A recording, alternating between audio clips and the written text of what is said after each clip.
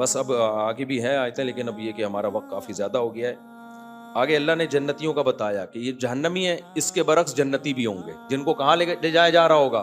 جنت کی طرف. حتی اذا جاؤہا، اللہ کہتے ہیں جب وہ جنت کے قریب آئیں گے، وفتحت ابوابہا، استقبال میں پہلے سے دروازے کھلے ہوں گے. تو وفتحت وقال لہم خزنتہا، جنت پہ بھی نا فرشتے کھڑے ہوں گے. جب وہ آتے ہوئے دیکھیں گے نا کہ یہ وہ خوش قسمت لوگ ہیں جو کہاں جا رہے ہیں؟ جنت کی طرف. اچھا ایک بات یاد رکھو، جو قرآن کہتا ہے نا الم یاتکم رسل، کیا تمہارے پاس پیغمبر نہیں آئے تھے؟ اسی آیت سے علماء نے استدلال کیا ہے اگر کسی غیر مسلم تک اسلام کی دعوت نہیں پہنچی تو پھر اس سے حساب و کتاب نہیں ہوگا. سمجھ رہے ہو؟ ہمیں نہیں آ رہی کیا سمجھ میں؟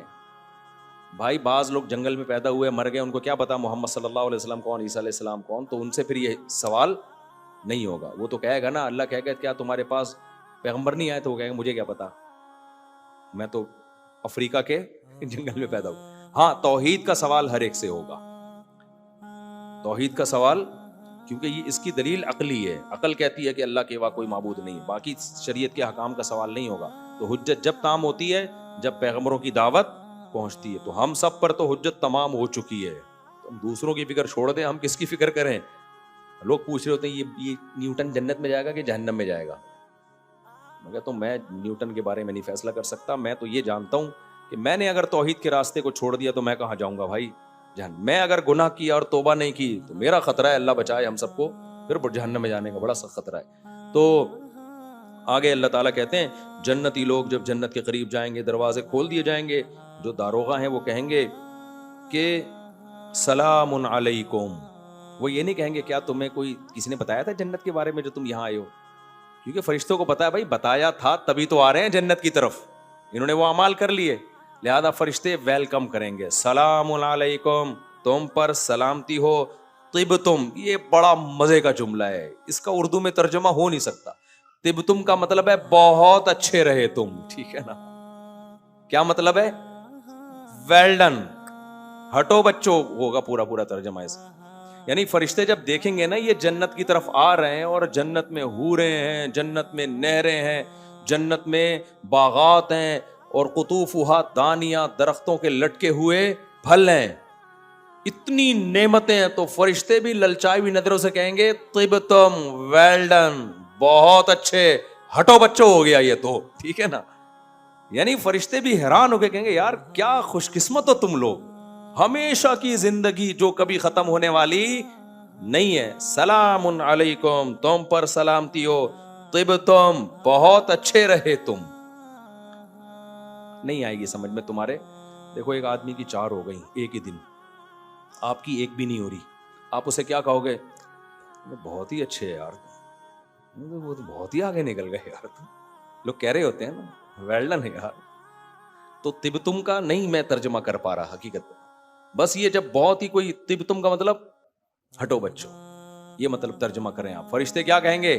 کراچی والا آئے گا تو بولیں گے ہٹو بچوں ہو گیا بھائی یہ تو، کیونکہ انڈیا وہ پنجاب والے سمجھتے نہیں ہٹو بچوں کا مطلب کیا ہے. میں نے کہیں بیان میں کہا نا ہٹو بچوں، تو میں جب حج کرنے گیا تو وہاں ایک انڈین مجھ سے پوچھ رہا تھا کہ وہ بچے ہوتے ہیں جن کو آپ ہٹا رہے ہوتے ہو، ہٹو بچوں کیا ہوتا ہے؟ میں نے کہا بھائی اب تو انڈیا میں بھی ہے، آیا شاید یہ انڈیا سے ہی ہے لیکن ہر جگہ نہیں لوگ سمجھتے. تو ہٹو بچوں کا مطلب ہٹو بچوں، یہ ہاں بچوں کا کام، ایک بہت بڑا کام ہو رہے والا یہاں پہ.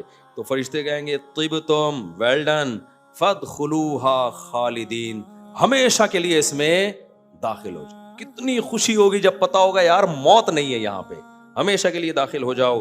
پھر اللہ فرماتے ہیں وقالوا الحمد للہ الذی، جنتیوں کی زبان سے جو سب سے پہلا کلمہ نکلے گا وہ پتہ ہے کیا نکلے گا؟ کیونکہ یہ سب کچھ قربانیاں وہ دے کس لیے رہے تھے؟ جنت کے لیے.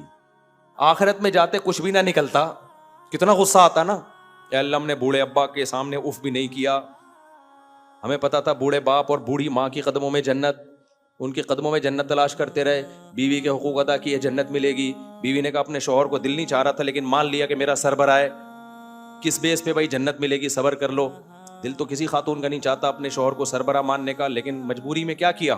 مان لیا. آدمی کا دل نہیں چاہتا اپنی بیوی سے محبت کرے، بیوی کے علاوہ سب اچھی لگ رہی ہوتی ہیں، لیکن اللہ نے کہا محبت کس سے کرو بھائی؟ دل نہیں چاہ رہا تھا، جنت کی لالچ میں محبت کرنا شروع کر دی, بیگم سے فون کر کے خیریت پوچھ لی. کس کا دل چاہتا ہے بیگم سے فون کر کے خیریت پوچھنے کا؟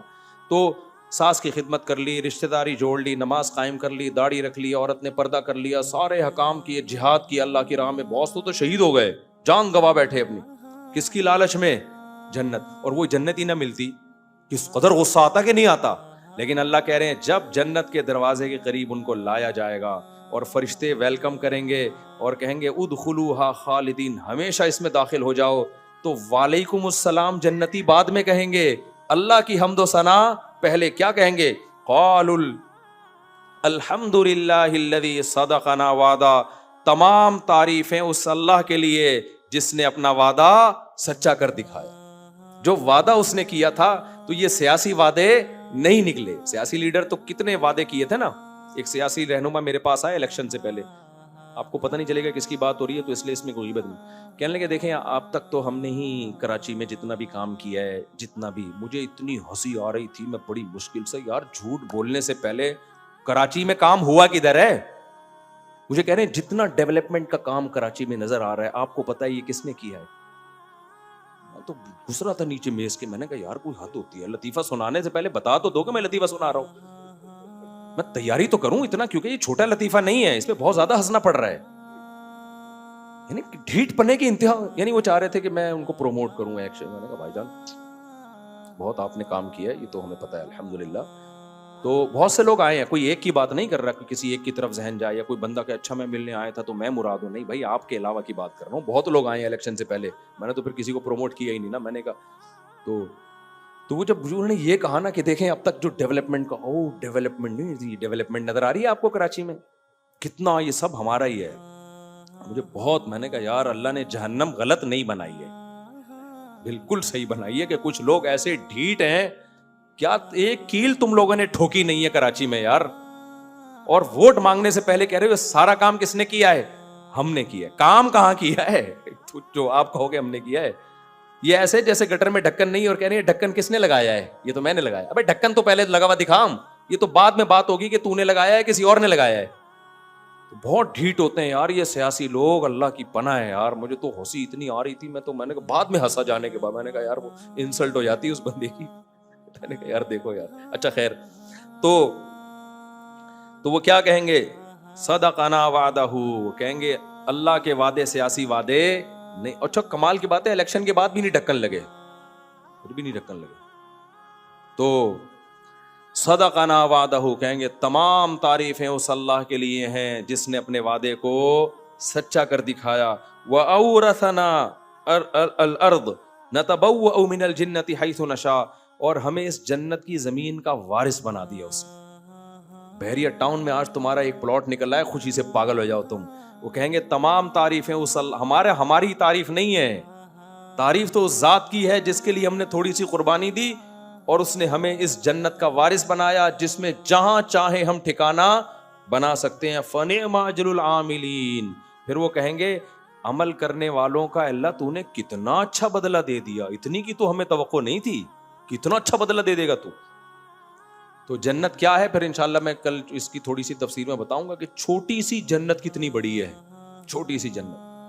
تو اس لیے بھائی راتوں کو تہجد میں جہنم سے پناہ اور جنت کی لالچ میں بھی تھوڑا سا اللہ کو, ہماری سب سے بڑی ضرورت یہ نہیں کہ 4 شادیاں ہو جائیں یا فلانی جگہ سیٹنگ کامیاب ہو جائے. میری اور آپ کی سب سے بڑی ضرورت جہنم کی آگ سے بچت اور جنت میں داخلہ. یہ اصل ہے ہمارے لیے, اصل کامیابی, اصل ترقی یہ ہے. اس کی کوشش کرو, اللہ تعالیٰ سمجھنے